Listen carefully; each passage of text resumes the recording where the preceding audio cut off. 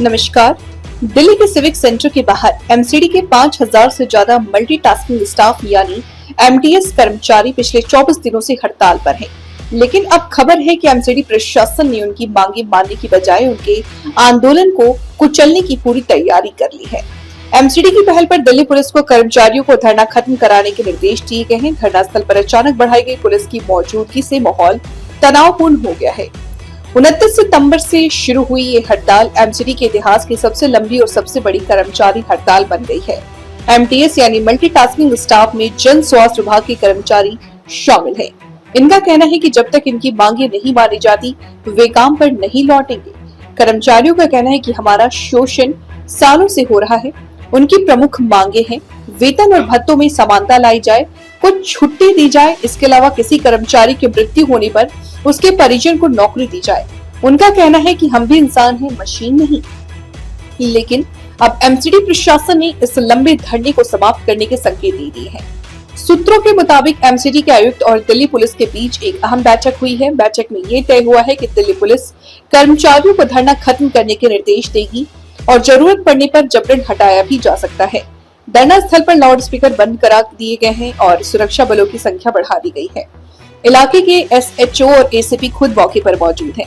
ये संकेत साफ है कि अब एमसीडी प्रशासन किसी भी कीमत पर यह धरना खत्म करना चाहता है। लेकिन एमसीडी और पुलिस के इस कवायद की खबर जब कर्मचारियों तक पहुंची तो उन्होंने भी मोर्चा संभाल लिया। सामान्य दिनों में जहां धरना स्थल पर 400-500 कर्मचारी रहते हैं, वहीं आज कई हजार की संख्या में कर्मचारी सिविक सेंटर पहुंच गए हैं। कर्मचारी नेता ने कहा कि अगर एमसीडी ने जबरन धरना हटाने की कोशिश की तो हम हर वार्ड में प्रदर्शन करेंगे।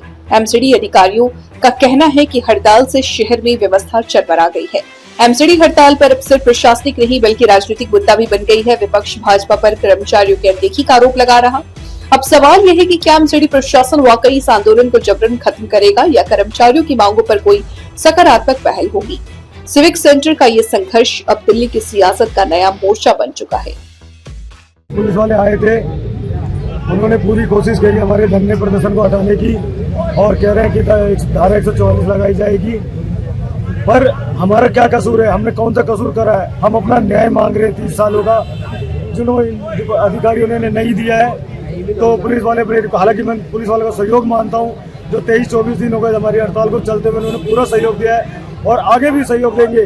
पर वो तो कल कह रहे थे आपका प्रदर्शन नहीं चलने देंगे। ऊपर से ऑर्डर है, ऊपर से फरमान जारी हो रहे हैं कि इनका धरना प्रदर्शन खत्म करा जाए और इनको हटाया जाए। तो ये दिवाली का गिफ्ट तो दे नहीं सके, तो सबसे बड़ा गिफ्ट तो यही देंगे, यहाँ से हटाएंगे हमारे को। ये 5000 कर्मचारी बैठे हुए, इनको रोटी देने से तो नहीं रहे, ना रोटी देंगे, ना नौकरी देंगे, ना कुछ नहीं देंगे है। और ये हटाने के लिए ऊपर से धमकियाँ की जा रही है। तो हम अधिकारियों से यही बोलेंगे, हम हटेंगे नहीं, चाहे हम यहीं मर जाए, चाहे हम यहीं खत्म हो जाए, हमारा धरना जारी रहेगा जब तक हमारी मांगे पूरी नहीं होगी। हम अपना जब तक अधिकार लेके नहीं जा सकते। और आज लेबर कोर्ट में भी डेट है, जो भी कोर्ट का फैसला होगा वो मानने होगा और उसको मान के हम अपना दौर मजबूत रखेंगे।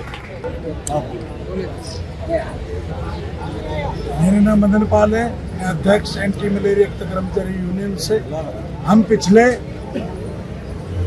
लगातार 24 दिन आज हड़ताल पे बैठे हुए, अपनी मांगों के लिए बैठे। हमारा त्योहार भी यहीं मन रहे, छोटे छोटे बच्चे सभी परिवार यहाँ पे है।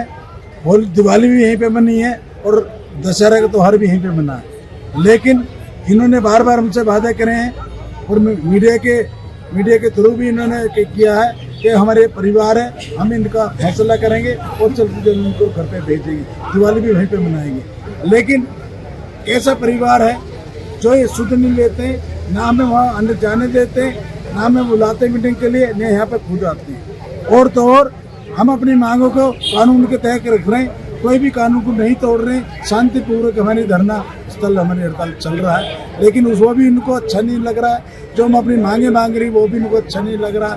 कल यहाँ पे पुलिस को बुला के उन्होंने हमें यहाँ से हटाने की कोशिश करी है और हमें लगातार यहाँ कहा गया है कि मैं पुलिस वाले ने पहले भी हमें सहयोग करा, अभी सहयोग कर रहे हैं। हम कोई भी ऐसा काम नहीं कर रहे जो कानून के उल्लंघन हो। हम शांतिपूर्वक बैठे हैं और शांतिपूर्वक अपनी मांगे मान रहे, लेकिन हमें हटाया जा रहा है, जबरदस्ती यहाँ हटाया जा रहा है। उनको हमें दुश्मनी दिख रहे, हमारी मांगे तो पूरी करने की रही, यहाँ में हमें बैठने भी नहीं दिया। वहाँ माइक बंद करवा दिया कि माइक आपके नहीं चला सकते हो यहाँ पे, और ये कहते धारा 144 है। हम कहते हैं कि धारा 144 है तो हमें बता दीजिए। हम अपनी मांगों हमारे संविधान के अंदर भी है कि अपनी मांगे मान सकते हैं। जब अधिकारी नहीं सुन रहे, हमारे नेता नहीं सुन रहे, तो हम कहाँ जाए, किससे फरियाद करें? हम 30 वर्षों से हमारा शोषण कर रखा, अपनी बातों को मांगे कहने के लिए करने के लिए है। अगर ये चाहते हम लगातार कर अधिकारी को बैठाए, हमें बैठाए ना, जो हमारे गलत है हम उठ के चले जाएंगे, हम कभी नहीं। धन्यवाद।